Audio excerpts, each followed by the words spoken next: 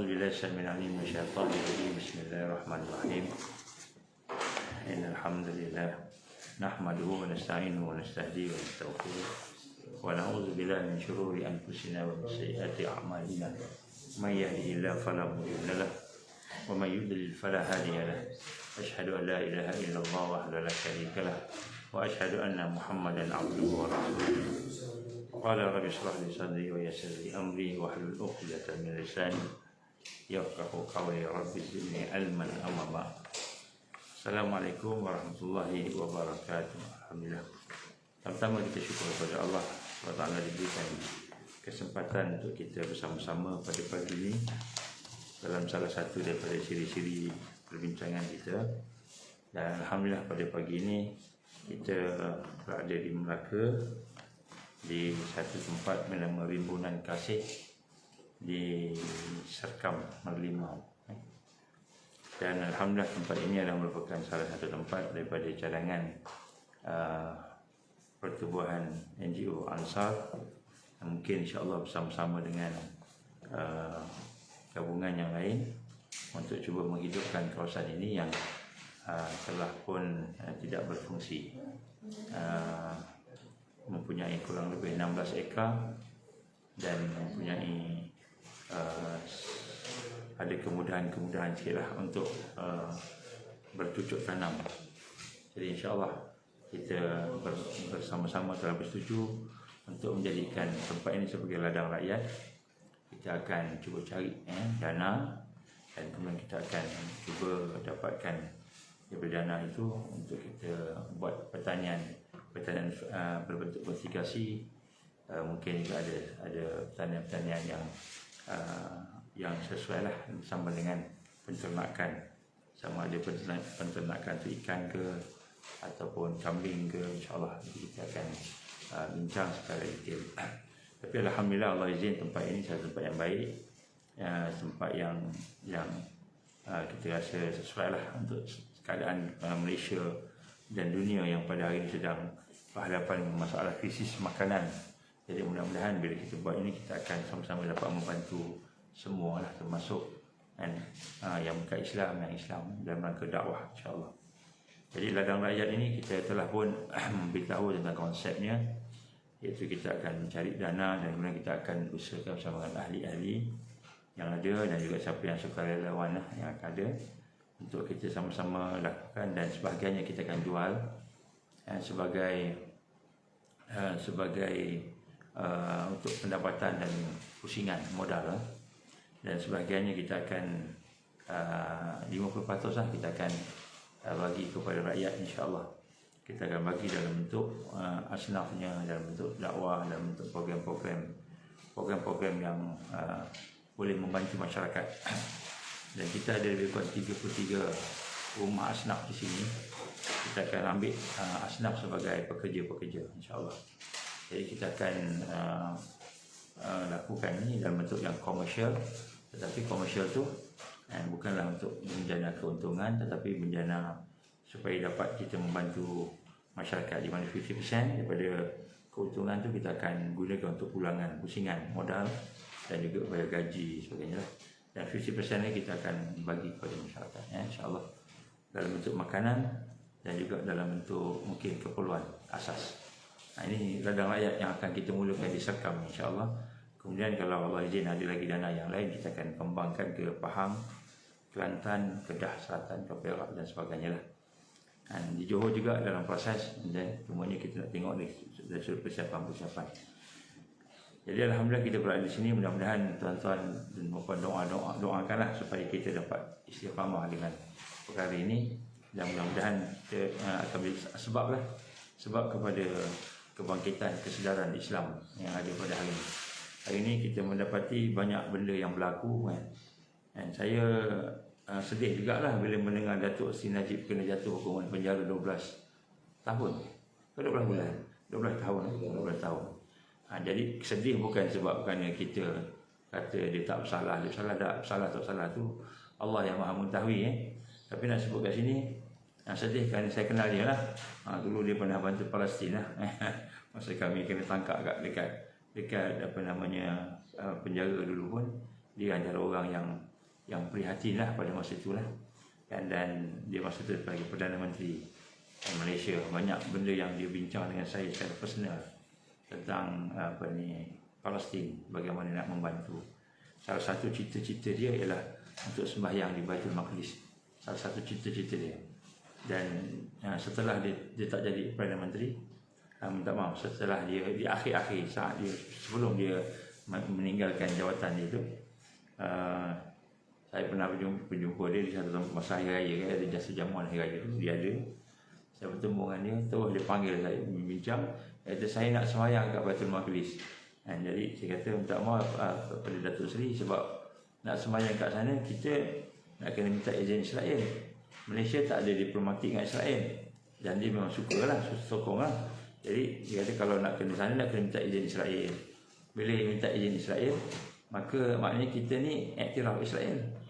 Jadi bila kita iktiraf Israel, maknanya kita mengiktiraflah perampasan kuasa, perampas tanah, rampas Masjidil Aqsa oleh mereka tadi kan. Jadi dia pun kata, dia diamlah tu, bolehlah sekali pun tak apa. Saya kata dengan dia, macam inilah. Nanti saya tanya dengan Ismail Haniyah, Presiden, Perdana Menteri kepada Gaza, Perdana Menteri yang ada di sana, saya tanya dengan Ismail Haniyah nanti. Kalau dia kata okey, tapi setahu saya sejak daripada beberapa hari yang lepas pun saya ada komunikasi dengan wakil-wakil dia, kata tak boleh kan, jangan bagi Najib pergi. Dia kata kalau pergi maknanya kita iktiraf. Jadi itulah keputusan dia. Apa jawapan dia, respon dia? Tak apalah, dia kata tak apa kan, menjaga masalah Palestin lebih besar daripada hajat saya nak sembahyang kat Masjid Al-Aqsa. Jadi saya merasakan satu perkara yang besar jugalah. Kalau orang duduk kutuk dia macam-macam, ada tempat-tempat dan perkara-perkara yang dilakukan untuk kebaikan. Jadi kita kalau nak kutuk pun jangan kutuk habis-habis lah kan. Sebab setiap orang ada kebaikan juga kan. Kita pun ada banyak kelemahan dan kesalahan. Jadi sebab itulah saya sedih juga bila mendengar kisah itu. Tambah lagi bila dia sebelum dijatuhkan hukuman itu, dia telah buat sumpah laknat. Sumpah laknat ke atas dirinya sekiranya dia mengetahui, mengambil dan sebagainya dengan 1MDB ini, maka dia sedia dirinya dilaknat oleh Allah. Dia sumpah laknat ni bukan satu yang mudah untuk orang yang beriman. Jadi dia sanggup buat. Jadi kita tak sebut apa-apalah sebab ini bersangkut paut dengan perundangan. Tetapi kita sentiasalah mendoakan supaya Allah Taala memberikan hidayah, memberikan perlindungan kepada Datuk Seri Najib ni. Dan walaupun dia ada salah, walaupun ada salah lah kalau kita kata salah tadi, tapi dia masih ada kebaikan insya-Allah. Dan ini juga membawa maksud yang besar. Saya sebenarnya ada berbual dengan beberapa orang yang mengkaji tentang pergerakan bangsa yang memusuhi Islam dan Melayu yang ada di negara kita. Saya tak cakaplah bangsa apa, sensitif sangat. Tapi salah satu, ini saya minta tolong siasat, pihak kerajaan tolong siasat kalau yang ada hati dan jiwa. Apa dia? Salah satunya dalam perancangan yang mereka tulis 20 tahun yang lepas, iaitu salah satunya ialah mewujudkan Suruhanjaya Rasuah, SPRM, Suruhanjaya Pencegahan Rasuah Malaysia, SPRM, yang dulunya BPR, Badan Pencegah Rasuah, dulu dijadikan Suruhanjaya. Jadi dalam perancangan yang ditulis kat situ, yang ada notanya tadi, dia ada beberapa perancangan, nanti insya-Allah saya akan dedahkan kemudian. Salah satunya ialah menubuhkan SPRM, ada 20 tahun lepas.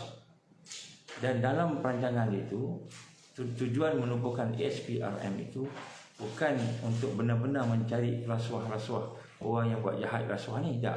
Tetapi untuk mengenakan pimpinan-pimpinan Melayu dan Islam yang ada terlibat dengan rasuah ataupun sesuatu yang boleh dibuat supaya nampak seperti rasuah. Jadi kalau kita tengok juga, saya pun kadang-kadang heran juga tengok setiap kes yang dibawa oleh SPRM, setiap kes, kebanyakan kes yang kita tahu ni adalah kes pimpinan-pimpinan Melayu Islam. Kes yang daripada kepimpinan yang bukan Melayu seperti China, bangsa India dan sebagainya, seolah-olah macam tak ada. Kalau ada pun macam tak jadi. Jadi saya pun mintalah kalau boleh pihak kerajaan siasat sendirilah SPRM ni betul ke? Ataupun ada udang di sebalik batu. Iaitu mereka ni memilih orang-orang yang nak didakwa. Saya tak cakap SPRM salah, saya tak cakap siapa salah, tapi nak sebut sini minta disiasat. Kenapa? Kerana kita dapati pimpinan-pimpinan yang naik ke atas ni kebanyakannya pimpinan-pimpinan yang Melayu dan Islam. Sepertinya Lim Guan Eng sampai sekarang tak ada charging, tak ada charges yang kena kat atas dia, ataupun mungkin ditangguhkan ke apa. Tapi itulah cuba siasat sehinggalah betul-betul pimpinan yang dikatakan rasuah itu juga didakwa ke mahkamah. Seperti pimpinan-pimpinan dari bangsa lain, seperti bangsa Cina, bangsa India dan sebagainya. Ini sekadar perkara yang saya faham. Saya tahu daripada salah satu daripada perancangan mereka ada berbelas-belas perancangan besar yang besar-besar yang dibuat ke atas negara kita ni. Ini mereka yang memusuhi Islam dan Melayu di sini. Dan salah satunya ialah disebut penubuhan SPRM yang disebut kurang lebih 20 tahun yang lepas, yang lalu, mungkin dah lama lah. Jadi nak sebut kat sini, ini antara perkara-perkara yang kita nampak kekesanannya. Sekarang ni kita lihat orang Islam, orang Melayu yang didakwa. Bukan kita kata salah pendakwaan kata orang Melayu tu, tetapi kita kena bersifat adil. Orang lain pun kena tahu juga. Jadi inilah perkara yang pertama sekali yang kita nak lihat, bahawa kita sedang menuju kepada satu era baru. Era baru. Perkara kedua yang saya nak tegur kat sini ialah bagaimana Kementerian Menteri Kesihatan kita, KJ, kawan saya juga, dulu kawan saya lah, sekarang ni saya call tak jawab pun katanya. Dia kata dia takkan minta maaf ke atas apa yang berlaku penggunaan vaksin dan imunisasi. Saya sebut sekali kat sini. Sesungguhnya apa yang berlaku di Malaysia ni, terutamanya tentang vaksinasi ni, bukanlah kita nak kata program salah ke apa, tapi kita minta supaya pihak kerajaan buat siasatan. Apa siasatannya? Siasatannya, kami dapat aduan banyak, ramai. Kami dapat aduan, apa aduannya? Aduan orang sakit ni, ambil vaksin sakit. Aduan orang meninggal dunia pun ada. Ada seorang kawan kepada adik saya, kontraktor. Dia nak kerja kontraktor tak boleh, dia pun ambil vaksin. Ambil vaksin, Allah izin, dua matanya buta mata dia. Jadi kita pun heran juga. Dan kemudian ada orang-orang yang sampai peringkat sakit jantung dan sebagainya. Jadi adakah disebabkan oleh vaksin atau tidak? Of course, Kementerian Kesihatan kata tidak. Sebab apa? Sebab dia pun bukan graduate daripada medical, pakar medical bahagian vaksinasi, bahagian toksikologi. Dia boleh cakap lah tidak. Okey, dia ada KKM. Buktikanlah. Jadi ini antara perkara-perkara yang kita minta juga siasat. Jadi saya minta YBKJ ni jangan sombong sangatlah. Begitu. Kenapa?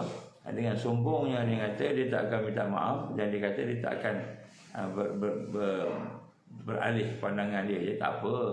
Tapi Allah ada. InsyaAllah doa orang yang zalim ni adalah doa yang mustajab. Kalau Allah SWT izin dia ada sampai sekarang, sebab Allah izin. Suruh bertaubat. Jadi kalau boleh bertaubat cepat-cepat. Kerana kalau tidak kita akan terus drag sehingga akhirnya kita akan habis. Yang dihabis dimakan oleh doa-doa orang yang dizalimi. Ramai orang yang dizalimi sekarang ni. Jangan main-main. Doa orang zalim ni tak dihijab. Sebab tu saya menyuruh kepada Menteri Kesihatan supaya tarik balik dia punya statement tu. Minta maaf lah kalau ada orang sakit. Macam lah, apa yang dibuat semua betul, tak ada langsung yang salah. Kalau tak ada salah langsung, mari kita doa sama-sama. Ya Allah, kalaulah ada di kalangan mereka yang divaksin, ya Allah, kalau ada di kalangan mereka divaksin di Malaysia ni, yang mana dia mengenai terkesan dengan kesan-kesan yang ada pada mereka, sama ada kesan itu kesan yang kecil sedikit ataupun sampai peringkat kesan-kesan kecederaan yang permanen, ataupun kerjaan atau yang membawa kepada kecederaan yang membawa kepada kematian, ya Allah, kita doakan. Kau buka lah hati KJ, kau buka lah hati doktor-doktor yang ada, nurse-nurse yang ada, dan kau tunjukkan kepada mereka bagaimana kejahatan itu, dan buka pada mereka sehingga mungkin mereka tak boleh dah nak buat kerja. Kalau ada di kalangan mereka yang terkena kesan vaksin ini yang sakit, Yang sakit maka kau berilah sakit kepada mereka, transfer kepada mereka, ya Allah. Amin.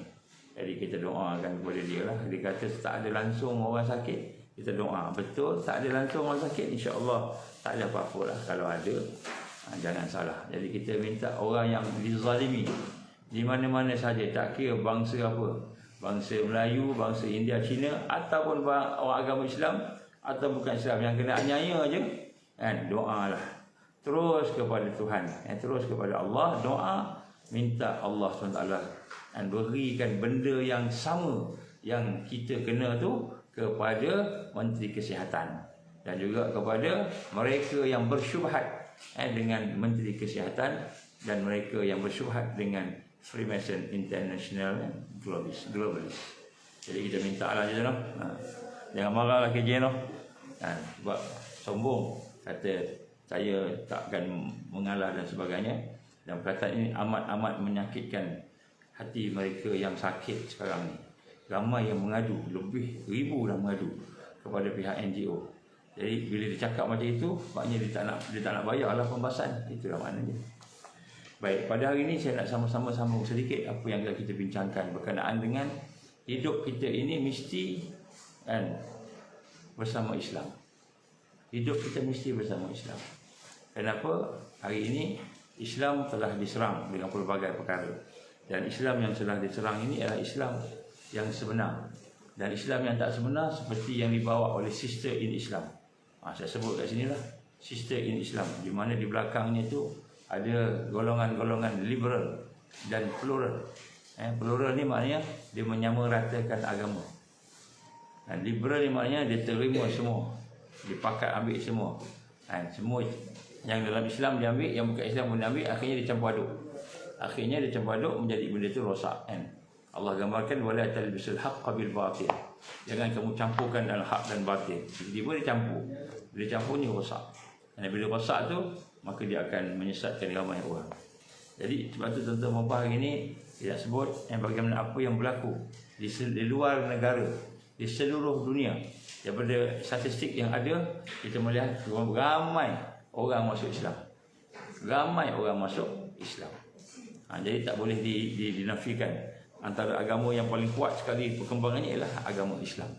Jadi hari ini kita nak sebut bagaimana apabila seorang itu telah masuk Islam ataupun telah menerima Islam, maka hendaklah dia beramal. Beramal yang pertama, beramal dari sudut keyakinan, al-iman, yakin. Yang pertama sekali nak kena ada keyakinan. Jadi bukan masuk Islam je, bukan seronok masuk Islam, tapi kena yakin. Bagi mereka yang dah masuk Islam pula, kena ada keyakinan, tingkatkan keyakinan. Kemudian yang kedua dari sudut ibadah dan akhlak. Ini yang paling basic sekali lah. Jadi mesti ada yakin, ibadah, akhlak ni mesti ada. Jadi untuk hidup bersama mereka yang selamat mesti meningkat tiga-tiga ni. Nabi gambarkan dalam hadis-hadisnya, antaranya apa kata Rasulullah SAW, tiga perkara tidak berguna bagi seseorang itu iman mereka, amal mereka sekiranya tidak tertingkat, iaitu apabila keluarnya Al-Masih, terbitnya matahari sebelah barat, dan keluarnya Al-Masih Dajjal. Yang ketiga, yang Dabatul Ard. Saya mengambil satu perkara. Yang pertama sekali, matahari sebelah barat ni mungkin belum lagi, tak ada lagi dah. Kemudian yang kedua ialah Al-Masih Dajjal. Kalau tengok sekuen yang Nabi sebut tu, yang pertama sekali ialah matahari sebelah barat, itu kiamat besar, habis, lepas tu habis. Kemudian lepas tu Dajjal. Yang ketiga ialah Dabatul Ard. Ini hadis sahih. Jadi sebut kat sini bagaimana hadis ni Nabi mengkategorikan matahari tu habislah, memang habis. Maknanya iman tak tingkat, amal tak tertingkat, matahari keluar je habis, memang habis. Tapi masa tu kebanyakannya mereka tak ada dah iman dah, masa tu matahari nak naik dah. Yang kedua ialah pada masa itu, masa ketika Dajjal keluar. Dajjal keluar pun habis. Kita dah ceritakan dalam satu hadis Nabi yang panjang disebut Yaumul Khalas. Yaumul Khalas ni hari di mana dibersihkan, pembersihan, ataupun hari di mana penghabisan. Jadi dalam Yaumul Khalas yang digambarkan Rasulullah SAW, perkataan lebih kurang lah, maksud hadis panjang. Tahukah kamu apakah Yaumul Khalas, kata Rasulullah SAW. 3 kali. Tahukah kamu apakah Yaumul Khalas? Tahukah kamu apa itu Yaumul Khalas? Sahabat-sahabat, wallahu rasul alam. Allah dan Rasul saja yang tahu. Maka Nabi pun kata hari Yaumul Khalas adalah hari di mana Dajjal keluar, hari ketika Dajjal keluar. Maka hari ketika Dajjal keluar itu, maka digambarkan bahawa pada masa itu mukmin akan terpecah, sudah terpecah kepada dua golongan. Sudah terpecah kepada dua golongan. Golongan yang pertama yang muslim, yang iman, beriman, yang mukmin, yang tidak ada sedikit pun nifaq, tidak ada sedikit pun munafik. Kemudian yang kedua ialah muslim yang jadi munafik, yang tidak ada sedikit pun iman, tapi dia muslim lagi. Maknanya mungkin dia ada janggut lagi, dia ada kopiah lagi, dia pakai serban lagi. Sebut pakai serban ni, tidak cerita sikit lah. Kemudian pakai serban tapi munafik kan. Ramai yang ini. Jadi sebut kat sini bagaimana pada ketika itu bila Dajjal keluar dah pecah dua dah.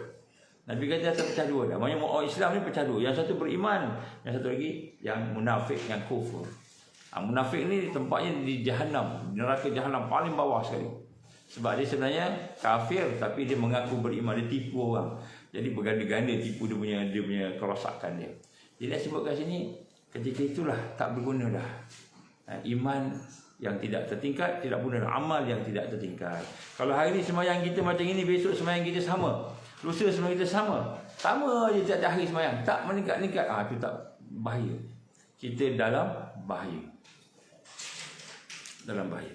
Kalau iman kita hari ni begini, besok pun sama juga, lusa sama juga, maknanya berjalan hari iman kita tak tertingkat, kita dalam bahaya. Kenapa bahaya? Kerana iman yang tidak tertingkat, maknanya dia semakin jauh daripada Allah. Amal yang tidak tertingkat juga, maknanya semakin jauh daripada Allah. Kenapa jauh daripada Allah? Kerana kehidupan dia semakin lama semakin besar tanggungjawabnya, keperhatian dia punya nikmat yang Allah bagi makin banyak. Setiap hari bagi nikmat banyak, nikmat umur, nikmat kesihatan, nikmat makin banyak, tapi amalan makin sikit. Tak bertambah, makin sikit. Jadi kita semakin dekat dengan Allah, semakin kita tidak meningkatkan diri kita beramal. Jadi beginilah maksudnya, apabila sampai waktu Yaumul Khalas, kita duduk macam itu, maka kita akan ikut arus. Ini bahaya. Ya, sebab itulah dalam hal ini yang kita nak melihat bagaimana Nabi menggambarkan kepada kita, kita perlu meningkatkan. Untuk meningkatkan diri kita ini, kita perlu berada dalam tarbiyah. Dalam tarbiyah. Tarbiyah ni dalam bagaimana proses lah. Kita kena ada pengisian, kita kena ada ilmu, kita ada pengisian, kita kena ada suasana. Tarbiyah ni kena ada suasana bi'ah tarbawiyah disebut. Suasana yang boleh mendidik, kena ada. Hari ni apa ada? Apa ada? Kalau siapa yang sayang kat kucing ni, saya kucing tadi aku masuk tadi. Siapa yang sayang kucing? Tengok kucing tu. Tengok kucing tu, tengok muka kita. Tengok kucing sebelah, muka kita sebelah. Lepas tu tengok. Kucing-kucing, engkau beriman tak ke Allah? Kucing beriman ke Allah. Kucing beribadah tak? Kucing beribadah. Apa tanda kucing ni ibadah? Dia buat semua yang Allah suruh. Dia semua yang Allah suruh. Kalau benda yang haram dia tak buat. Kalau benda yang haram dia tak buat sebab tak ada hukum kat dia. Agak-agaknya kucing ada tak gay? Ada tak? Ada gay tak kucing? LGBTI. Apa? Iblis. Apa yang baru ke konsert ni? Iblis kan? Iblis lah. Jadi dia mendapat award LGBTI daripada antarabangsa. Kita pun 24,000 ke 25,000 orang, pemuda kita, remaja kita, orang tua pun ada agaknya tak sedar diri, pergi angkat tangan semua, lagu-lagu pun nyanyi sama-sama dengan dia. Katalah 25,000 orang. 25,000 orang tu tak ada SOP pun, mask tak ada, pakai mask pun, mana Menteri Kesihatan? Nak sebut kat sini. Dia nak sebut kat sini kan, bagaimana keadaan bila tengok kucing tu, kucing pun tak langgar perintah Allah ni, kita langgar perintah Allah. Jadi kucing tu lebih baik bagi kita lah. Nak cakap sebut sini, kalau kita tak melihat diri kita meningkat, sebab tu kena meningkat. Tak meningkat habis. Baik, saya sebut kat sini. Sekarang ni antara fakta-fakta yang disembunyikan oleh mereka yang memegang kuasa kan kepada rakyat Malaysia, apa dia? Antara fakta yang disembunyikan. Ini jadi berita hangat ni lepas ni. Ini mesti masuk TikTok ni. Nombor 1, fakta yang disembunyikan, apa yang berlaku di Laut Cina Selatan disembunyikan. Apa yang berlaku kat Laut Cina Selatan? Suasana cukup panas. Dia kata tak apa, yang panas tu antara China dengan US, Amerika, tak apa. Tak apalah. China dengan US yang panas. Tapi kita kat sini, kalau dua perang kita kena tak? Gajah dengan gajah berlaga, kita duduk tengah-tengah. Kan? Jadi tapi dia sembunyikan. Kenapa sembunyikan? Oh, nanti panik. Nanti panik. Kan? Ni saya cakap ni mungkin lepas ni ada lah orang marah ni, tak apa rasa. Kan?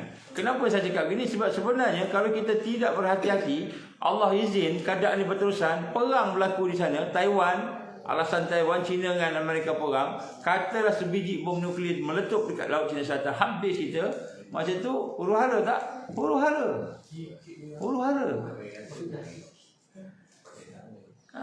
Tsunami lah, macam-macam kan. Baik. Termasuk Dukhan berlaku daripada nuklear pun mungkin tak mustahil. Ini fakta yang disembunyikan. Saya tahu sebab saya pernah tanya dengan pengarah MKN. Saya bising. Sebab orang MKN tak buat kerja. Pengarah MKN saya tanya dengan dia. Kalau nak panggil saya pun saya berjawab siapa pengarah tu. Tak sebut kat sini, dia kata, saya kata dengan dia, betul ke tuan? Saya dengar yang dekat LCS. LCS ni bukan kapal selam tak naik tu. LCS ni apa ni, lihat Laut Cina Selatan. Ada Amerika, ada China semua tengah. Betul, dia kata tegang. Tapi dia kata, kami tak boleh cakap apa-apa. Sebab apa? Kami ni kaki tangan kerjaan yang menurut perintah. Kamu NGO cakap lah. Saya pun cakap ni. Dan sebut kat sini, bagaimana keadaan-keadaan yang itu. Di mana berbahayanya? Mungkin kita tak terlibat. Mungkin kita tidak terlibat dalam apa kita panggil, tidak terlibat di dalam apa namanya peperangan tu. China lawan India, China lawan Amerika. Kan, China lawan Amerika, tetapi di dalam boleh tengok di live FB dekat Osman. Tetapi kan, bila dia perang kita kena tak? Kena. Awak tak kena pula. Kan? Jadi itu benda yang boleh buat huru-hara ni, kita tak tahu ni. Yang kedua, yang tak diceritakan secara detail dan jelas, kemana pergi 1.3 juta orang Cina, negara Cina yang masuk ke Malaysia tak keluar. Mana pergi 1.3 juta? Masuk ke dalam negara kita ni, hilang tanpa berita. Hilang tanpa berita. Sekejap noh. Nak dikunci sekejap. Kunci ni.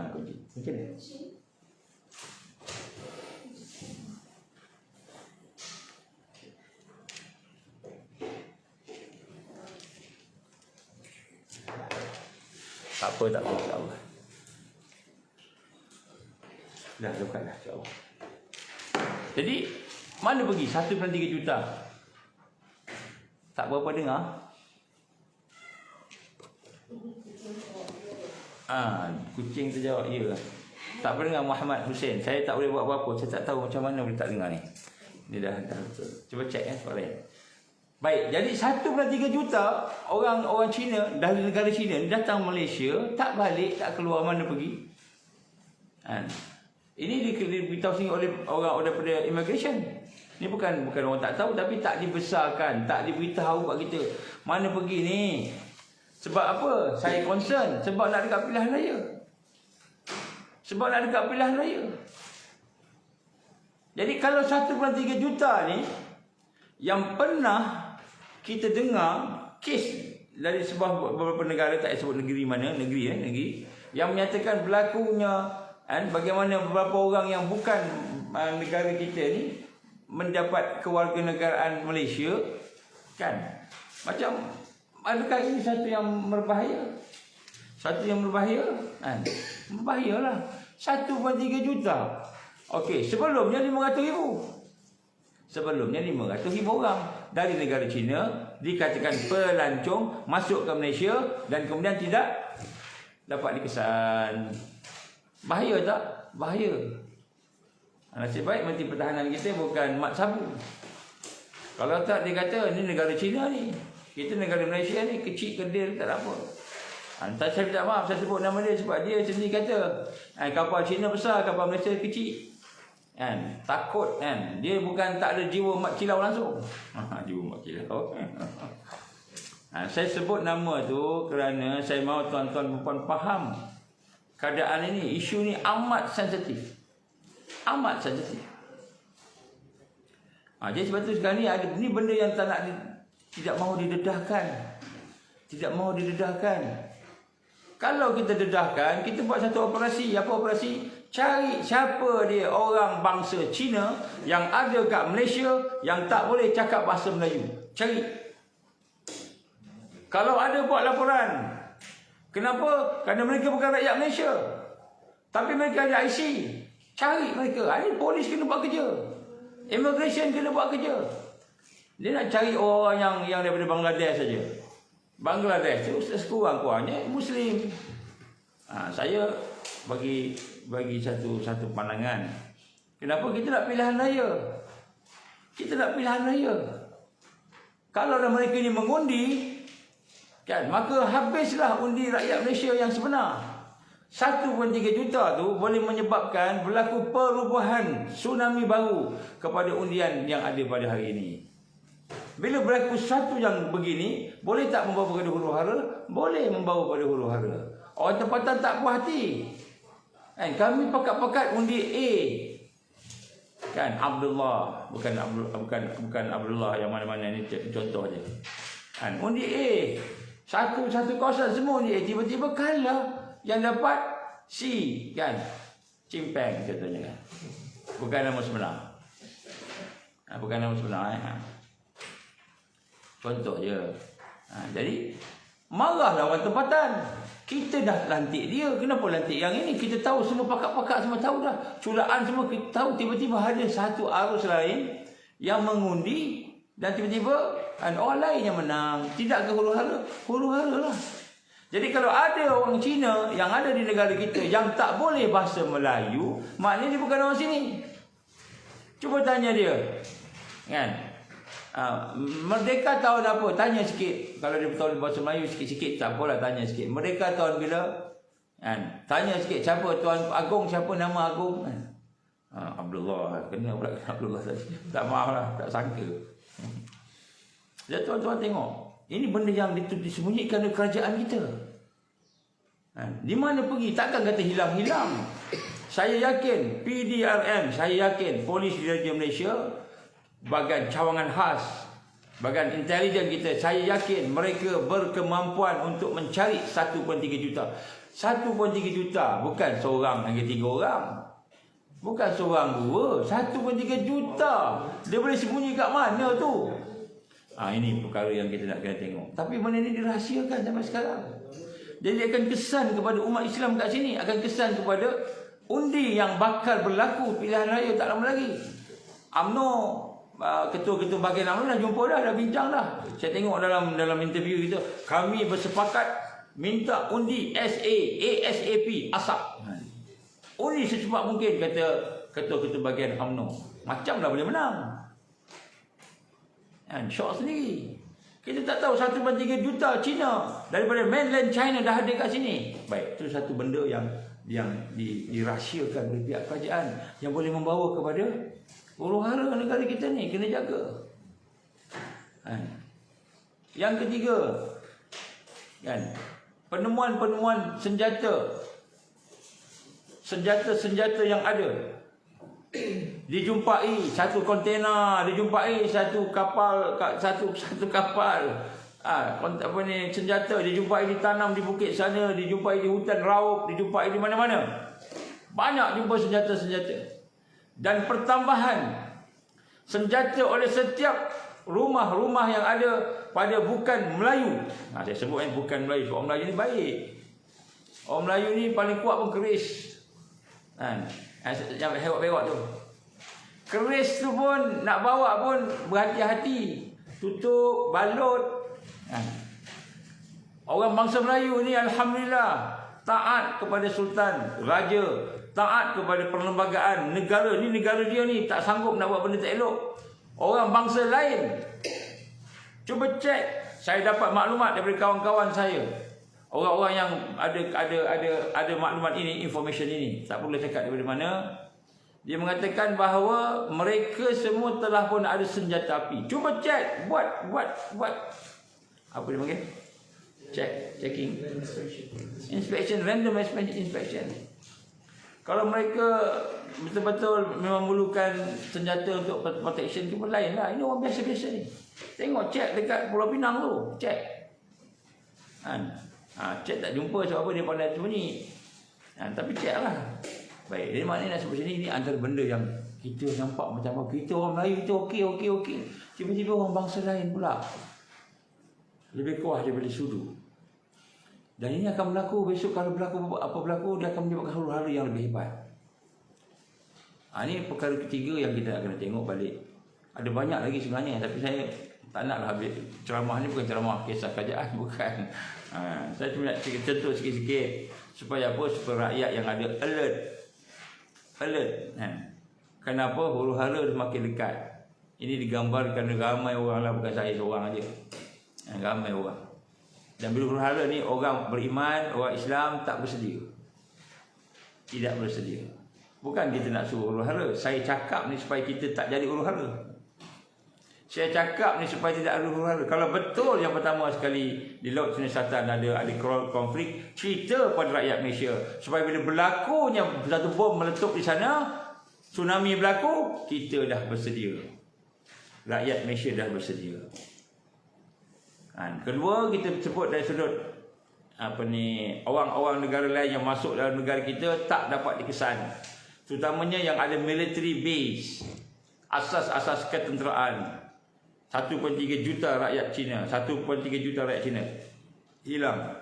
Kemudian kita juga ada beberapa kita dengar, kita tahu, takkanlah polis tak tahu, kita tahu ada askar-askar Amerika yang mula menyusup masuk ke dalam negara kita. Menyusup masuk ke dalam negara kita dan duduk di tepi-tepi pantai dan sebagainya. Kita ada maklumat tu.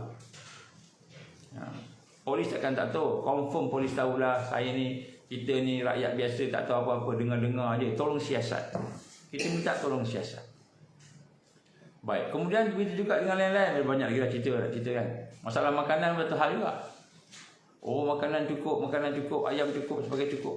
Tuan-tuan orang rahmati Allah, saya menyeru pada pagi ini, mari sama-sama kita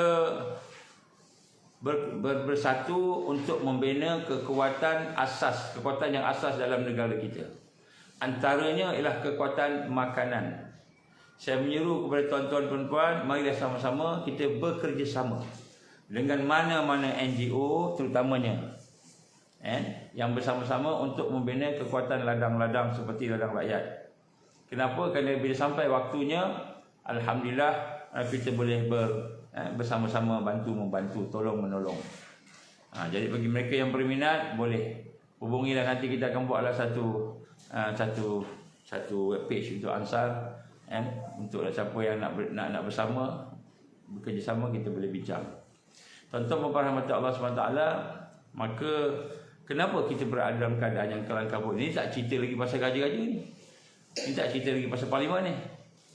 Perkara yang dirahsiakan di balik pintu parlimen, di balik bangunan parlimen, apa yang berlaku, yang kita tidak dengar. Itu semua tu benda-benda yang kadang-kadang boleh membawa kepada bahaya kepada rakyat. Rakyat kena tahu perbincangan-perbincangan tersirat yang tersorok dalam pimpinan-pimpinan yang korup. Begitu juga kita lihat bagaimana keadaan majlis raja-raja dan raja-raja yang sultan-sultan. Perlu kita tahu, adakah sultan-sultan ini dia membisu tak tahu apa-apa, ataupun sultan-sultan ini sedang risau, sedang berfikir, sedang bekerja untuk membantu rakyat, ataupun adakah rakyat ni perlu bersama dengan sultan. Ini perkara-perkara yang perlu kita sama-sama ambil tahu.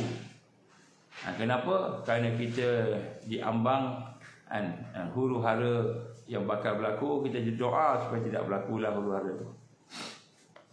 Untuk kita menjadi orang yang kuat, yang menang, digambarkan oleh Allah melalui Rasulullah SAW, an la tazalu ta'ifah min ummati zahirina 'alal haqq. Akan sentiasa ada di kalangan kamu kelompok yang akan diberikan kemenangan.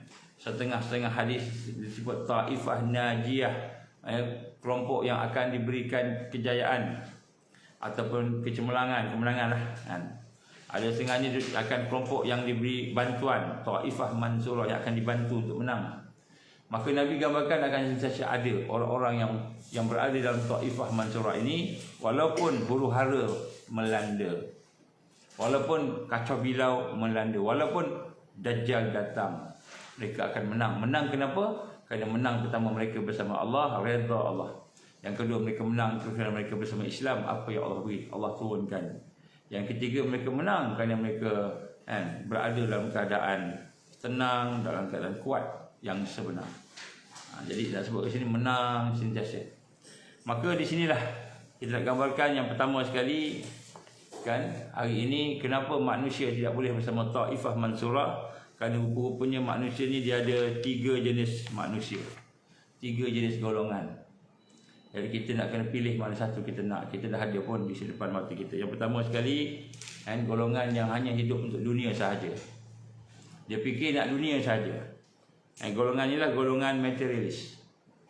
Golongan untuk dunia ini, mereka hanya falsafah hidup mereka nak dapat untung dunia sahaja.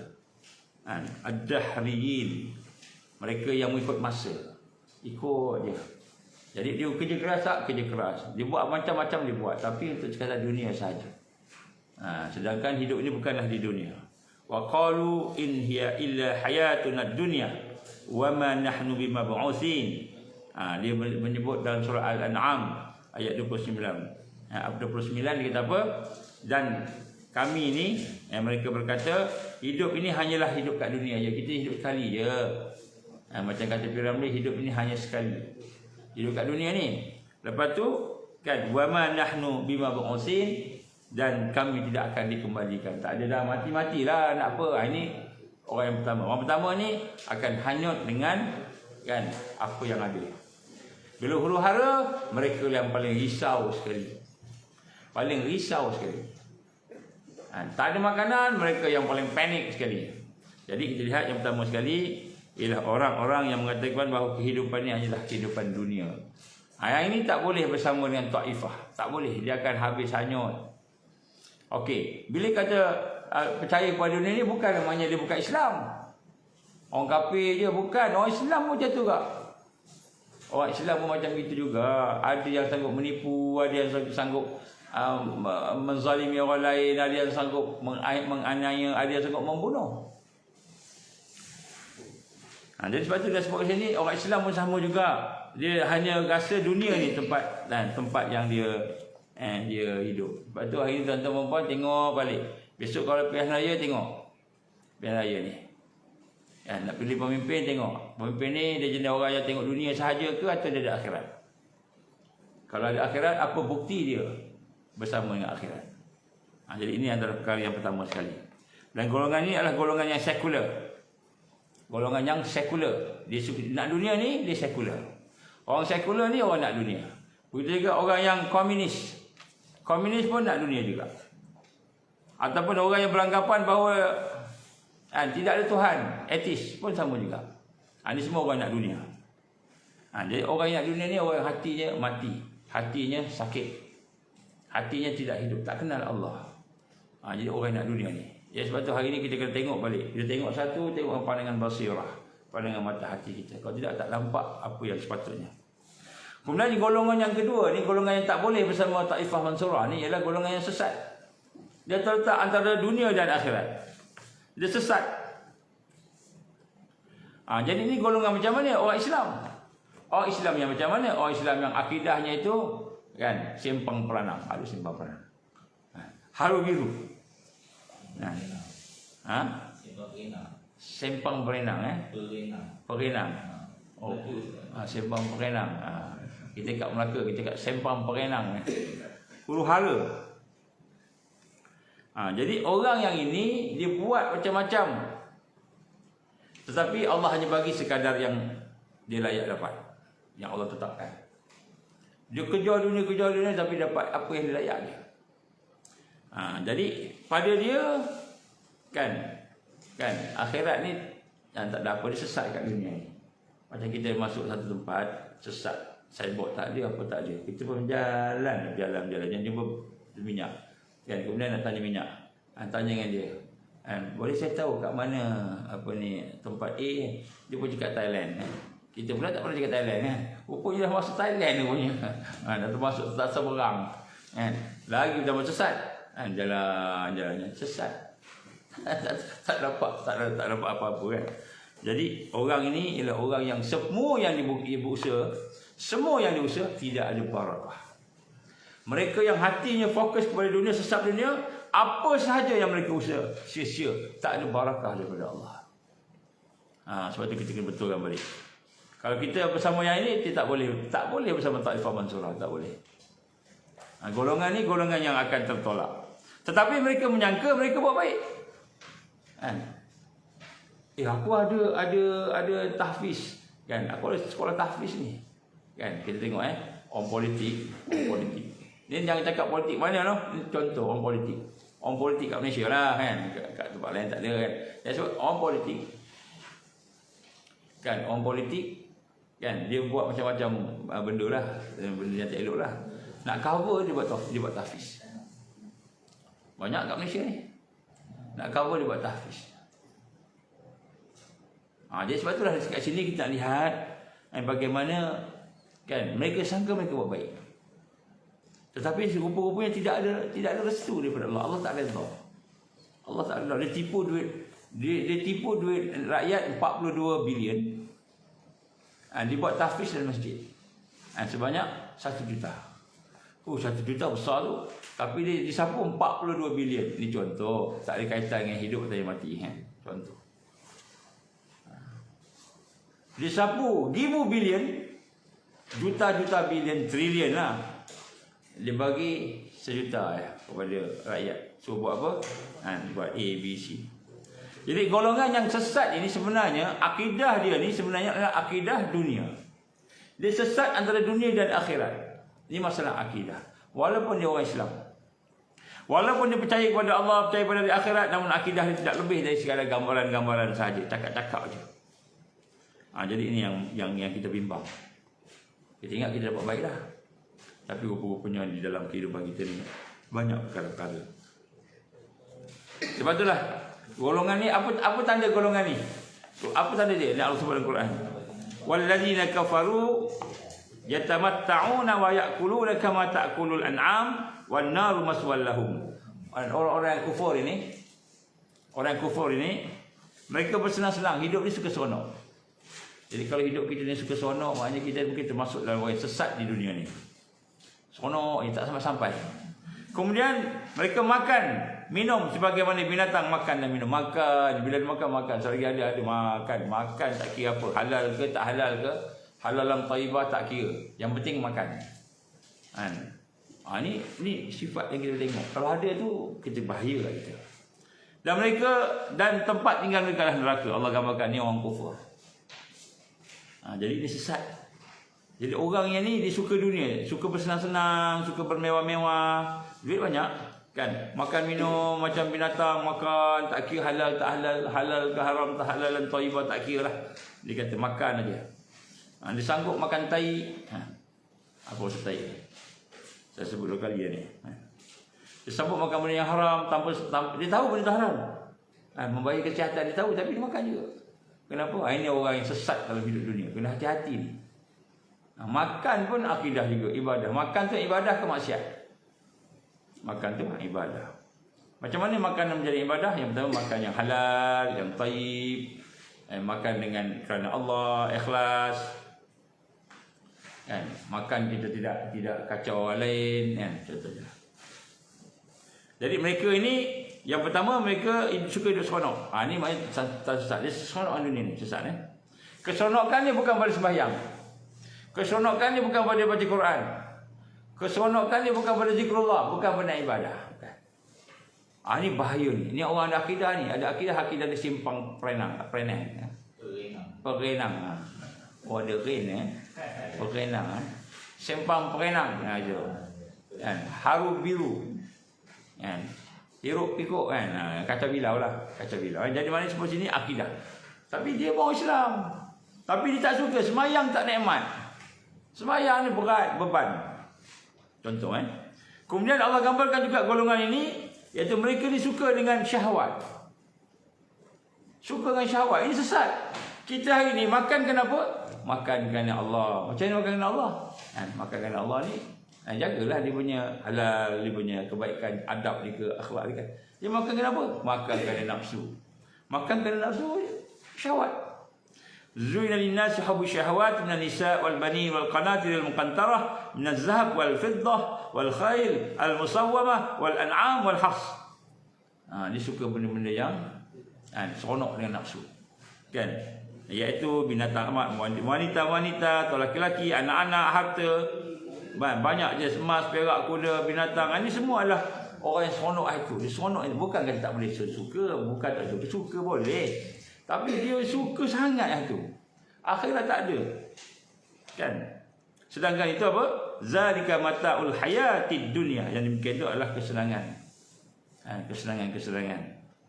Di dunia ini saja. Wallahu indahu husnul ma'ab. Dan Allah tempat kembali yang baik. Jadi kita tengok balik. Kita tengok diri kita ni. Kalau tak besok Dajjal datang habis kita. Taifah Mansurah kita tengok, aku dah Taifah Mansurah, tapi kan kerja main game aja. Main game. Siapa yang hanyut dengan game, maka dia adalah orang yang sesat di dunia ni. Ni statement yang keras sikit kan. Suka main game aja. Siapa yang absorb, tenggelam dalam game dan permainan semata-mata. Tenggelam dalam permainan, tak kira permainan apa. Dia fokus sangat.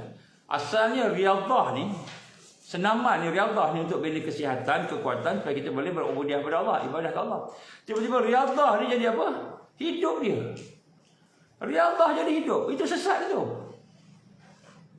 Sesat. Kenapa? Riyadhah ni sebenarnya untuk bagi sihat, bagi kuat supaya boleh ibadah kepada Allah, tu asal. Riyadhah diharuskan dalam Islam.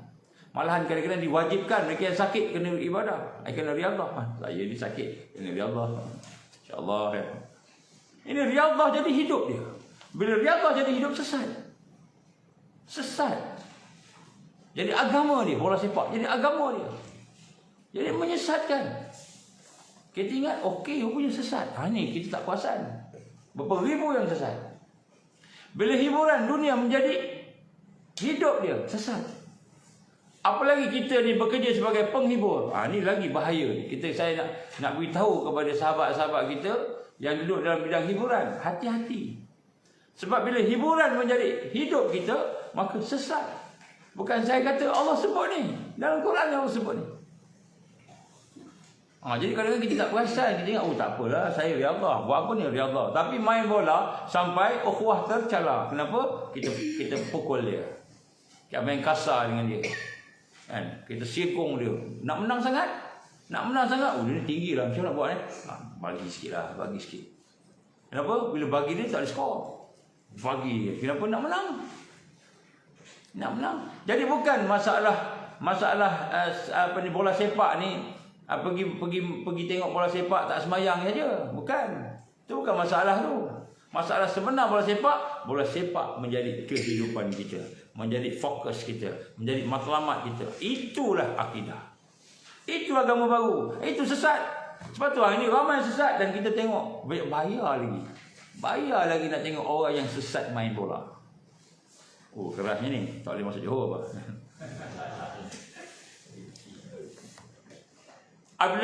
Apabila dunia menjadi hidup kita, sesat.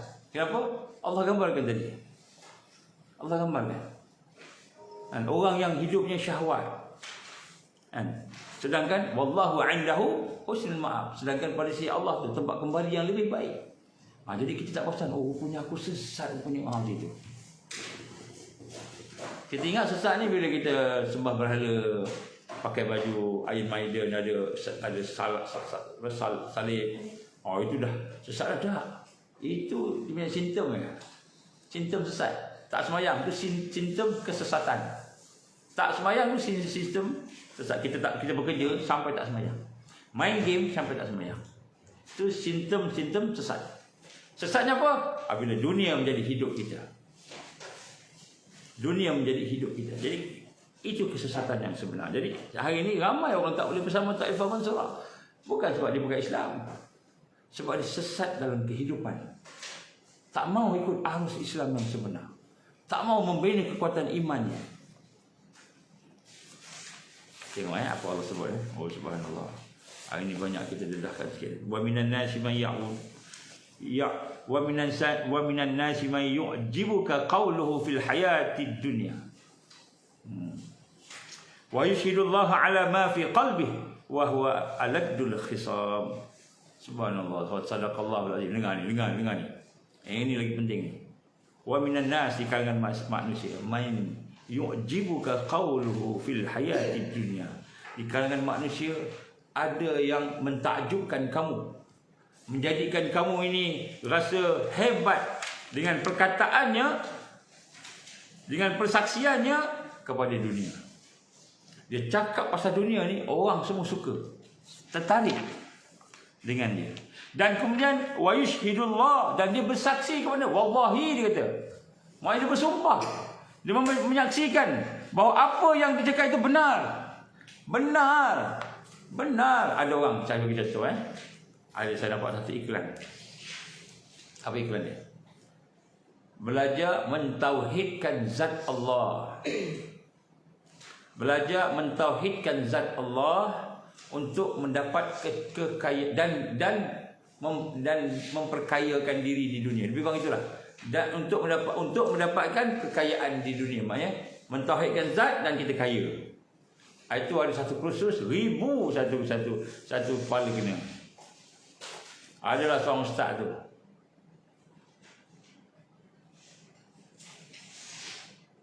Kemudian selepas tu dia pun minta berbai'ah dengannya. Lepas berbai'ah dengan dia, tak boleh ikut orang lain, ikut dia je. Tak boleh dengar Ustaz Oni nak cakap, tak boleh. Ustaz Kazim Ilyas, lagi tak boleh, dia kata. Ustaz pergi. Azhar Idrus, lagi tak boleh, dia kata. Janggut tak cukup panjang. Dia kata tak boleh, hak lain yang boleh apa? Dia saja. Diikat dengan apa? Bai'ah pada dia. Bukan bai'ah pada Islam, bai'ah pada Allah. Bai'ah untuk bantu sama-sama kerja Islam. Bai'ah pada dia, ni sesat. Bai'ah pada dia. Saya tak cakap siapa-siapa, saya tak sebut siapa pun. Siapa yang makan ciri daripada rasa kerja. Tak apa. Saya kena cakap ni sebab ada orang dah sesat dah dengan sebab ni. Mentauhidkan zat Allah, tajuk ni. Dan mendapat kekayaan. Ada ketauhidkan zat Allah dapat kekayaan. Tajuk pun tak kena lah. Tajuk pun tak kena lah. Ada ni hari ni banyak orang gunakan Islam. Jadi Allah gambarkan di sini, dan di antara manusia ada yang ucapannya, ceramahnya, cakapnya tentang kehidupan dunia menarik hati kamu. Takjub, kita rasa hebatnya. Oi, betul lah. Ini saya bagi amaran orang MLM. MLM ni kalau cakap, tengok saya kan. Saya tak sebut MLM mana, tak semua MLM lah kan. Hampir semua je, tak semua. Apa ni? Mercedes, nampak tak Mercedes? Mata kacang ke mata belalang? Nampak tak Mercedes mata belalang ni? Kamu buat gini. Dapat ni. Kamu ini dapat ni. Naik haji, pergi haji. Tapi sebenarnya bukan nak pergi haji tu, suplemen hadiah aja. Yang benarnya dah dapat duit tu. Jadi manusia melihat ucapannya tentang dunia menarik, hati kita tertarik. Dan dia mempersaksikan dengan Allah. Dia kata benar, inilah dia. Inilah benar, aku bukan cakap bohong ni, benar. Padahal itu adalah penentang yang paling keras. Nampak? Orang yang meyakinkan kita tentang dunia inilah sebenarnya perkara yang paling best sekali, maka dia ialah Allah gambarkan apa? Penentang paling besar. Allah Akbar. Allah Akbar. Saya pun tak terfikir hari ni Allah tegur kita. Kita cakap pasal dunia, mau naik orang pasal dunia, kan? Dengan kita mempersaksikan, inilah dia. Tapi rupanya Allah kata ni penentang yang besar, yang paling keras. Dan apabila ia berpaling, berjalan di atas bumi ini, dia mengadakan kerosakan. Inilah orang yang akan buat kerosakan. Jadi siapa-siapa yang menarik kamu pada dunia, bukan pada akhirat, maka dialah membawa kerosakan. Dan merosakkan tanaman, merosakkan binatang, ternakan. Sedangkan Allah tidak suka kebinasaan. Wallahu la yuhibbul fasad. Allah tak tak suka kepada benda yang fasad. Ni surah apa ni? Al-Baqarah ayat 204, 205. Jadi golongan hak ni yang banyak sesat ni orang tak perasan. Orang tak perasan. Kita ingat tak apa main bola. Dapat duit kan, ratus ribu gajinya. Kan, paling murah berapa gaji seorang player bola sekarang? Kelab. Ribu-ribu kot 10,000, 20,000 ada seorang tu 39,000 satu minggu. Orang Malaysia ni, tak payah sebut siapa. Pemain bola. Itu belum yang kira profesional atas hari ni. Tak yang okey lah, yang kira rendah-rendah lah. 30,000, 40,000 seminggu. Kan? Sehingga hidup dia jadi bola sepak. Tidur ingat bola sepak, mimpi bola sepak, makan bola sepak. Kalau boleh nasi pun bentuk bola sepak juga. Semua bola. Pernah ada iklan tu kan? Bola. Kita tengok kan, rupa-rupanya itu adalah orang yang penentang yang keras. Jadi orang hak ni kita kena hati-hati.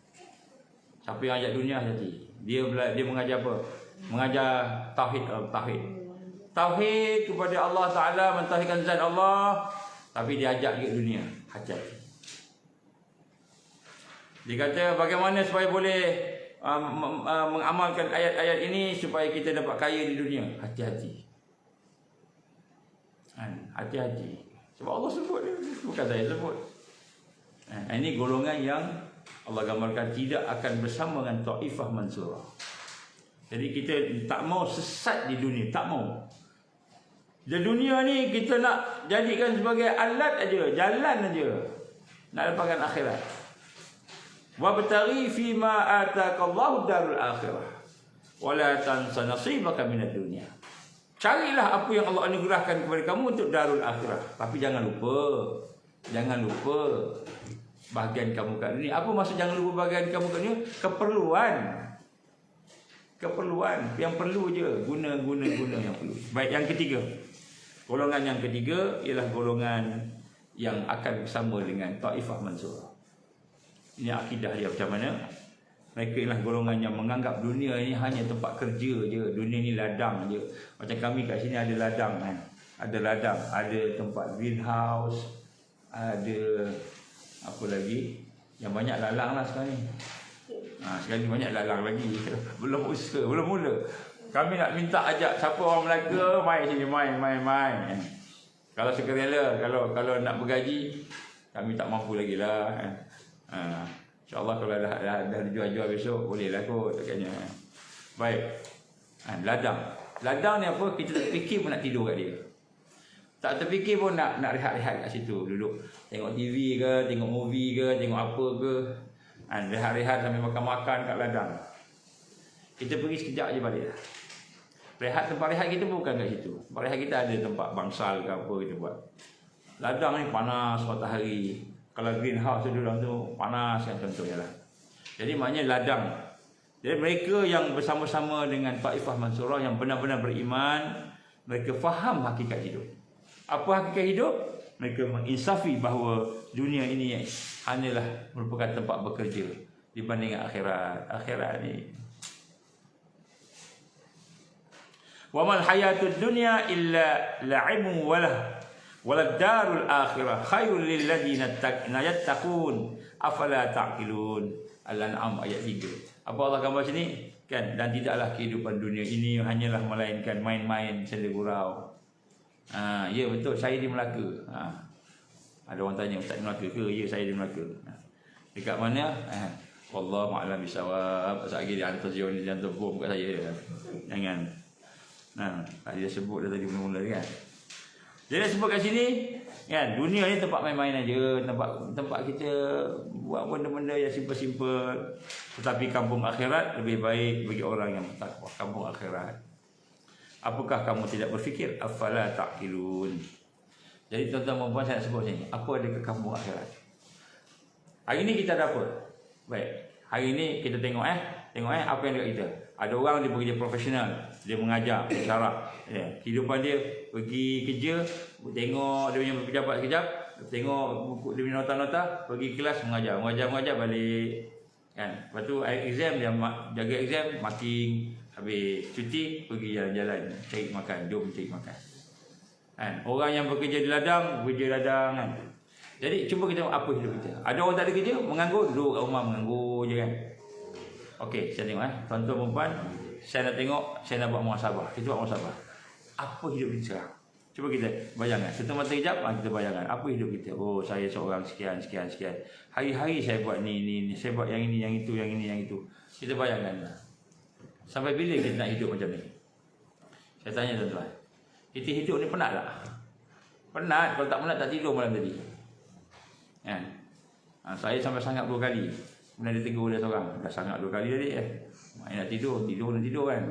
Okeylah, saya pun tengok orang sebelah ngantuk juga, orang depan tengok mata saya dah kecil je. Saya kecil je seorang depan tadi. Okeylah, kita tidur malam ni. Kalau kita tak penat, kita tak nak tidur. Nak berjaga, nak tengok, nak buat kan. Macam kita seronok kan.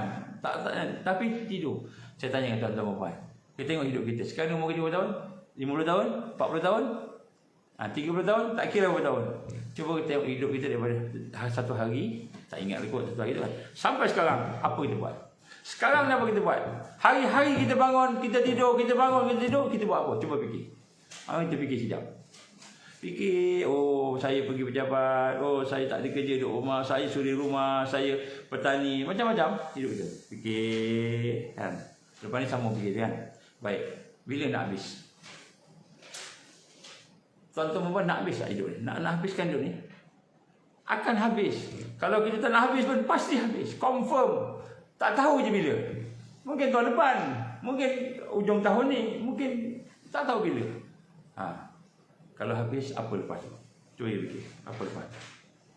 Wa mal hayatud dunya illa mata'ul ghurur. Tidaklah kehidupan dunia melainkan satu yang menipu saja. Yang kita tengok, yang kita cari, yang kita junjung, yang kita pulun ni, satu penipuan sebenarnya, bukan benar. Lakonan kata Allah. Mana yang sebenarnya ialah akhirat. Akhirat tempat berehat. Sini penat. Tu ada tulis penat. Memang penat. Jadi suri rumah penat tak? Suri rumah penat tak? Penat. Paling penat di dunia jadi suri rumah. Sebab tu bila dia bekerja luar, perempuan bila kerja rumah, sebenarnya dia cik alasan tak nak kerja rumah. Kerja kat rumah ni penat. Tak percaya suruh suami pergi. Memang penat kerja rumah ni. Kena pula anak ramai, anak 10 orang. Lagilah hiruk pikuk dia. Tapi sebenarnya itu ibadah. Penat ni ibadah. Bekerja ni ibadah. Dia jadi lazat. Dia jadi seronok. Baik. Bila kita tidur kat dunia penat tak? Penat. Sebab tu kita tidur malam-malam. Kita rehat. Kita cuti. Ambil cuti sebab penat. Kerja ni penat. Tetapi bila masa yang sebenar-benarnya kita rehat, di akhirat. Wal akhiratu khairu wa abqa. Akhirat tu lebih baik dan lebih kekal. Wal akhiratu khairul laka minal ula. Akhirat lebih baik dan lebih utama. Jadi cuba berfikir. Kita hidup ni 40 tahun, 30 tahun, berapa tahun pun tak kira lah. Penat hidup kita ni. Letih. Kalau pelajar, letih dengan belajar. Exam, lagi lah tengah exam lagi letih. Kalau bekerja, tengah projek, tengah lagi letih. Memang letih. Tak kira berlaku di coronavirus lagi, sakit. Omicron lah, banyak kron. Semua jenis kron yang Menteri Kesihatan sebut, sakit semua kan. Lagi penat. Tuan-tuan, masa bila tak penat? Masa di akhirat nanti, dalam syurga Allah, dalam redha Allah. Jadi, kalau kita tak dapat redha Allah, tak dapat syurga Allah, rugi tak kita kat sini ni? Rugi sangat. Dah lah penat kat sini, kat akhirat kena belasah lagi. Lagi penat. Penat kat akhirat sampai bila-bila? Lagilah kita menangis tak berair mata. Nampak tak? Jadi sebenarnya orang yang beriman, dia nampak hidup di dunia ni macam mana hebat pun pasti habis. Pasti habis. Bila habisnya, dunia tak habis lagi, kita habis dah.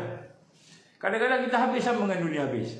Jadi sebab tu nak sebut kat sini, orang yang beriman, yang ikut dan memahami hakikat akidah yang betul tadi, maka dia akan bersama dengan perjuangan. Taifah Mansurah ni perjuangan. Dia berjuang, hidup di dunia ni penat juga. Semua orang penat belaka. Tapi penat dia ada tempat rehat di akhirat. Ada tempat dapat bersenang-senang di akhirat. Okey, cuba macam mana sempat bersenang-senang. Tuan-tuan puan-puan, dekat akhirat, dekat dalam syurga Allah ni kita nak sebut Mainlah berapa banyak kamu nak main. main bola sepak. Kita minat bola, main bola kat sana. Buat pada bola kat dalam syurga, buat pada bola. Tak ada tim, ya Allah, aku nak tim. Ada tim. Jadi siapa? Ronaldo. Ronaldo semua masuk neraka contohnya. Yang ada orang masuk Islam, yang masuk Islam jadi. Kapi-kapi masuk neraka lah. Baik, tak ada Islam semua. Main penang siang malam pagi petang main. Penat tak? Tak penat. Tak penat. Tidak ada sakit, tidak ada letih penat, tidak ada apa lagi kekurangan, kelemahan, tak ada. Semuanya hebat sentiasa. Habis lepas main bola buat apa? Lepas main bola, boring lah nak main bola. Kita main tempat lain pula. Swimming. Pergi terjun. Nak swimming aja tiba-tiba ada sungai kat tepi tu. Swimming pula sungai, bukan ada yang ketul-ketul naik anyut tu. Kan orang berak tepi laut, tepi sungai, ketul tengah-tengah semua. Siapa buang lembu macam tu kan? Tak ada, tak jumpa hak tu. Kan? Tak jumpa pula cacing ke apa, tak ada. Sungai susu. Sambil minum, sambil berenang minum susu. Sungai madu kata Rasulullah SAW. Sungai ni pun boleh minum airnya. Sekali terjun minum naik, muka jadi berseri, jadi pertama tak payah nak pakai kuku putih, tak payah. Semua mengarut je kuku putih. Joget-joget, gelek-gelek, gedik-gedik. Dah tua tak sedar. Saya geli tengok semalam kot ada satu orang hantar tu kan, pakai baju dah warna-warni ni. Tak ingat nak mati dah. Bertaubat. Tak maaf dah. Tapi nak sebut sini dalam syurga tak ada penat. Tidur untuk nikmat, menikmati. Kenapa tidur? Sebab nak nikmat tidur. Kenapa makan? Bukan sebab lapar. Makan bukan sebab lapar. Perut dah kenyang dah. Sebab nak menikmati makanan tu. Itu dalam syurga. Sebab tu hari ni Nabi suruh kita berhenti sebelum lapar. Supaya kita ingat syurga tu. Jadi kita lihat bagaimana keadaan dalam syurga tu. Kan? Adakah kita akan kesorangan? Ustaz, suami saya kahwin 4. Esok dalam syurga saya seorang-seorang. Mesti dia pergi ke isteri nombor 1. Saya isteri nombor 4, saya isteri nombor 1 dah tua. Dalam syurga mana ada orang tua?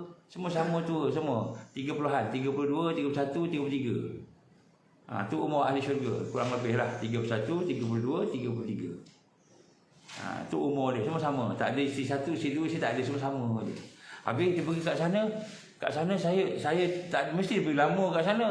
Habislah saya, jangan bimbang. Awak nak suami awak ada kat situ. Suami berada di 4 tempat sekentak kan.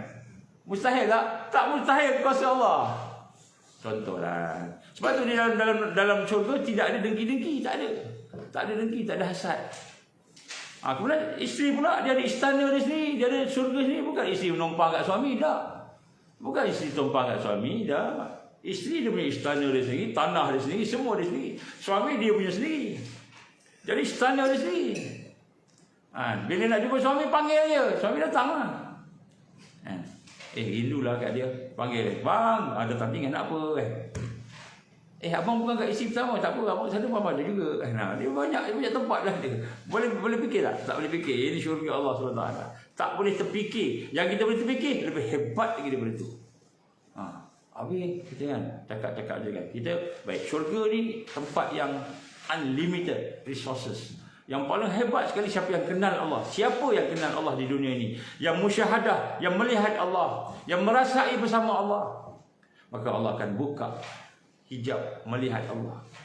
Sebagian ulama mengatakan orang yang tak kenal Allah di dunia ini mungkin dia masuk syurga, dia tak akan nampak Allah di akhirat. Jadi setengah ulama sebut itulah. Yang sebut kat sini, akhirat ialah tempat kehidupan yang sebenar. Hal yang kita buat ni apa? Yang kita buat ni untuk mendapatkan redha Allah, ibadah pada Allah. Tapi tak kaya tak apa. Tak kaya, berapa nak kaya? Orang yang kaya ni dia akan sibuk dengan harta. Faham tak? Dia akan sibuk dengan harta, sibuk mengurus rumah, mengurus ladang, semua mengurus. Akhirnya dia tak urus diri dia, dia masuk dibakar dalam neraka Allah. Orang yang Allah berikan kekuatan ialah orang yang Allah sibukkan dengan urusan akhirat. Apa dia? Kalau dia berladang dalam rangka nak dapat redha Allah, berjuang. Semua perjuangan. Maka semua itu adalah merupakan satu yang membawa ke akhirat. Tapi orang yang bekerja untuk diri dia, yang bekerja untuk kaya dia, bekerja untuk dunia dia, maka dia ni orang yang Allah sibukkan dengan dunia. Orang yang sibukkan dengan akhirat, dia akan buat juga. Bukan kita tak beladang, bertani, buat semua. Tapi semua itu perjuangan untuk mendapatkan mardatilah. Macam mana? Bila dia berjuang, dia buat beladangan, dia buat pertanian, semua untuk tegakkan Islam. Untuk tegakkan Islam, barulah benda itu jadi orang yang menggunakan dunia untuk akhirat. Kalau tak jadi, kita ingat kita dah okey, dah best. Sebab tu kalau kita tengok orang kita besar, kita tengok orang rumah besar semua, jangan jealous. Kan? Kenapa? Allah sibukkan dia dengan dunia. Allah sibukkan kita dengan akhirat. Alhamdulillah. Kita walaupun tak banyak duit, tak banyak apa, tapi yang kita buat semua ni untuk kebangkitan Islam. Allah perintahkan kita untuk bangkitkan Islam, untuk tegakkan khilafah Islam, untuk dapatkan redha dia, maka kita berbuat untuk akhirat. Itu perbezaan. Barulah ini orang-orang ahli taifah mansurah. Inilah orang yang jiwanya, pemikirannya, akidahnya yang merupakan orang yang mendapat pertolongan. Di dunia ni pun Allah dah tolong. Di dunia Allah dah tolong. Akhirat Allah yang Maha mengetahui. Itulah insya-Allah sikit sebanyak sebagai mukadimah, kita wajib beramal untuk Islam. Apa maksud wajib beramal untuk Islam? Kita perlu tengok hidup kita ni. Jangan jadi orang yang sesat dengan dunia. Apa sesat dengan dunia? Dia tengok bola sepak. Bola sepak best, dia pun jadikan bola sepak tu hidup dia. Dia tengok game. Game ni best, dia pun jadikan game ni hidup dia. Dia tengok business. Business is best, dia pun jadikan business hidup dia. Jadi semua yang ada kat dunia ni hidup dia. Maka sebenarnya dia sesat di dunia ni. Tak keluar dah, tak keluar. Duduk kat situ je. Akhirnya kedatangan ajal datang, maut dia, maka dia balik baru dia tahu, rupanya aku ni ruginya tak mencari akhirat. Ini orang yang sesat di dunia. Kita ingat Islam dah, rupanya Islam ni sesat. Yang pertama tadi, langsung tak ingat akhirat, langsung terputus akhirat. Walaupun Islam, tapi hidup dia fikir hanya nak senang. Akhirnya dia ni boleh keluar Islam yang mudah. InsyaAllah. Aku dikali hadza, astaghfirullahalazim li wa lakum. InsyaAllah mudah-mudahan apa yang kita sama-sama bincang dapat memberi kebaikan kepada kita, insyaAllah. Mudah-mudahan kita dapatlah sikit sebanyak, tak banyak sikit. Jadi cuma saya tanya di awal tadi beberapa soalan yang saya rasa kerajaan rahsiakan daripada kita. Kenapa kerajaan rahsiakan kita? Pada pandangan mereka untuk keselamatan. Pada pandangan mereka untuk keselamatan. Pada pandangan kita, kerajaan perlu berlaku jujur dengan rakyat. Kena beritahu kalau ada bahaya, kena beritahu, tapi dengan nada yang elok. Kenapa dengan nada yang elok? Supaya rakyat boleh dapat dan bersedia. Contohnya, kita akan ada masalah makanan, maka marilah sama-sama kita berkumpul, wujudkan program-program perladangan, wujudkan program-program peternakan, wujudkan sama-sama, maka rakyat nampak dan menyelesaikan masalah. Tapi bila kita diamkan, kita tak ada masalah, makanan kita okey, cukup, maka kita telah meletakkan IQ rakyat, pemikiran rakyat, kemampuan rakyat ke bawah. Kita ingat kita yang pandai akan buat, dah. Wajib kita beritahu benda yang bakal berlaku pada rakyat sekiranya ia melibatkan nyawa mereka, melibatkan kesihatan mereka, melibatkan kehidupan mereka. Kalau bakal berlaku peperangan, kena sebut. Kita sedang berhadapan dengan satu konflik, di mana konfliknya di Laut Cina Selatan. Amerika melihat China melihat Amerika. Tidak mustahil mungkin akan perang. Kalau perang, jangan panik, kita buat kerja kita. Apa kena buat? Yang pertama sekali, A, B, C, D langkah-langkah. Baru rakyat tak panik, baru tak huru-hara. Kita mendengar ada golongan-golongan tertentu yang menyimpan senjata dan sebagainya. Saya menyeru kepada rakyat yang takut, bimbang, simpan senjata, pulangkan semula senjata pada kerajaan. Kita tak nak berlaku sesuatu yang boleh melayangkan nyawa orang lain. Maka rakyat mendengar, macam ni, kita boleh buat A, B, C. Jadi ini contoh. Maknanya barulah kerajaan berlaku jujur dengan rakyat. Bukan kerajaan menyembunyikan apa yang sepatutnya diketahui oleh rakyat. Kita ada 1.3 juta rakyat dari negara China yang masuk ke dalam negara kita dan mereka tak tahu kat mana. Jadi boleh tak kita minta bantuan semua rakyat Malaysia, tolong tengok kalau ada individu-individu berbangsa Cina yang mereka ni tak tahu bahasa Melayu, tak tahu adat resam Melayu ataupun adat resam Malaysia, maka buat laporan. Maka kita buat laporan, tengok-tengok betul Cina tengok tentera. Sebelum dia buat jahat kat kita dapat tangkap dulu. Kenapa kita rahsiakan? Jadi ini perkara-perkara yang barulah kerajaan dan rakyat ni bersama barulah harmoni, tidak huru-hara. Jadi tindakan-tindakan yang ada ni boleh membawa huru-hara. Kenapa bawa huru-hara? Sebab kita rasa kita pandai, orang bodoh. Rakyat ni bodoh saja, biar kita buat apa yang nak buat. Ini satu yang salah. Sebab rakyat lebih cerdik daripada kerajaan. Kerana rakyat ada banyak kemampuan dan resources. Jadi insya-Allah saya minta tuan-tuan dan puan supaya dapat berfikir sama, dan insya-Allah termasuklah juga raja-raja. Kita kena bekerjasama dengan raja-raja, kita kena bekerjasama dengan kerajaan dan semua sekali orang untuk keharmonian negara, supaya negara kita ni tidak dilingkupkan oleh individu-individu yang rasa diri dah pandai. InsyaAllah aku liqali hadza astaghfirullahalazim li wa lakum. A'udzubillahi minasyaitonir rajim. Bismillahirrahmanirrahim. Alhamdulillahirabbil alamin. Wassalatu wassalamu ala asyrafil anbiya'i wal mursalin wa ala alihi wa sahbihi ajma'in. Rabbana atamim lana nurana waghfir lana innaka 'ala kulli syai'in qadir. Allahumma innaka ta'lamu anna hadhihi al-qulub qad istamat 'ala mahabbatik wa taqat 'ala ta'atik wa tawahadat 'ala da'watik wa ta'ahadat 'ala nusrati syariatik. Wa asikillahumma rabitataha wa adimuttaha wa hadiha subulaha واملأها بنورك الذي لا يخبو واشرح صدورها بفيض الإيمان بك وجميل التوكل عليك وأحيها بمعرفتك وأمت على شهادة بصبرك يا الله إنك نعم المولى ونعم النصير. ربنا آتنا في الدنيا حسنة وفي الآخرة حسنة وقنا عذاب النار. ربنا تقبل دعاءنا إنك أنت السميع العليم وتب علينا يا الله إنك أنت التواب الرحيم. وصلى الله على محمد وعلى آله وصحبه وسلم. سبحان ربك رب العزة عما يصفون والسلام على المرسلين والحمد لله رب العالمين. Subhanakallahumma bihamdika asyhadu an la ilaha illa anta astaghfiruka wa atubu ilaik. Bismillahirrahmanirrahim. Wal 'asri innal insana fi khusr illa alladziina aamanu wa 'amilus shalihaat wa tawassaw bil haqqi wa tawassaw bis sabr. Insyaallah tolong doa supaya semua yang kita buat sama-sama mendapat redha Allah dan mendapat kekuatan insyaallah. Wabillahi taufik wal hidayah. Assalamualaikum warahmatullahi wabarakatuh.